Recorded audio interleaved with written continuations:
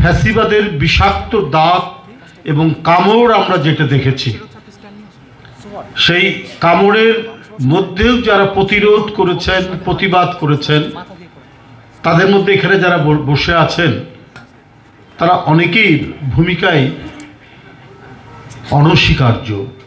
এটাকে বাদ দিয়ে ফ্যাসিবাদের বিরুদ্ধে কোনো ইতিহাস লেখা হলে সেই ইতিহাস সঠিক হবে না।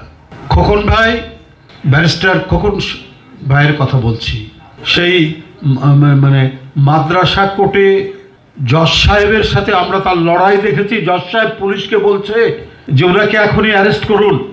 আমরা সবাই বসে আছি, সিরিয়ার নেতৃবৃন্দ সবাই আছেন, মহাসচিব সহ, স্ট্যান্ডিং কমিটির মেম্বাররা সহ।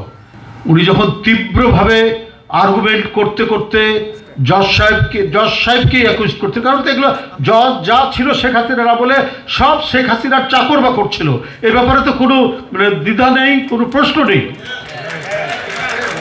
তো সেই চাকর বাকর জজের বিরুদ্ধে সাহস করে দাঁড়িয়ে খোকন ভাইদের সেদিনের সংগ্রাম, আমি যদি ভুলে যাই খন্দকার মাহবুব হোসেনের কথা, এই বৃদ্ধ মানুষ, ব্যারিস্টার জমিরুদ্দিন সরকারের কথা, জয়নাল ভাইয়ের কথা, ব্যারিস্টার মওদুদ আহমেদ, এদের যে এই বয়স্ক মানুষরাও যে ফাইটটা করেছেন সেটা তো তুলনাহীন, একেবারে তুলনাহীন।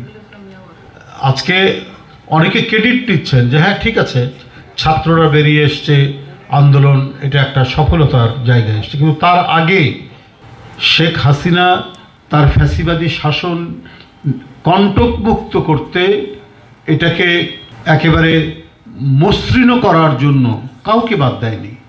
বারবার কারাগারে নিয়ে গেছে ব্যারিস্টার মওদুদ আহমেদকে, ব্যারিস্টার রফিকুল ইসলাম সাহেবকে, MK আনোয়ার সাহেবকে নিয়ে গেছেন, খন্দকার মাহবুব হোসেনের মতো বয়োবৃদ্ধ মানুষকে নিয়ে গেছেন, খোকন ভাই এরা তো আছে। তো এই যে 17 বছর টানা প্রতিনিয়ত আমরা তো রাজনৈতিক কর্মী মাঠে ময়দানে থাকি, কিন্তু এই সমস্ত বরেণ্য আইনজীবীরা কেউ শেখ হাসিনার বিষাক্ত ছোবল থেকে, তার কালো থাবা থেকে কেউ মুক্তি পায়নি। কিন্তু সেই দিন অপেক্ষাকৃত তরুণ আইনজীবী, তারা তখন প্রতিষ্ঠিত, অ্যাডভোকেট মোহাম্মদ আলী, তৌহিদ, আর কারকত সানাউল্লাহ মারা গেছে, অনেক নাম, অনেক বড় লিস্ট, তালিকা বলতে হয় যারা কাজ করেছে। তো সেই দিন থেকে আমি তাদের ভূমিকা সম্পর্কে জানি। এরা শুধু আইনজীবী নয়, এরা গণতন্ত্রের প্রহরী হিসাবে কাজ করেছে।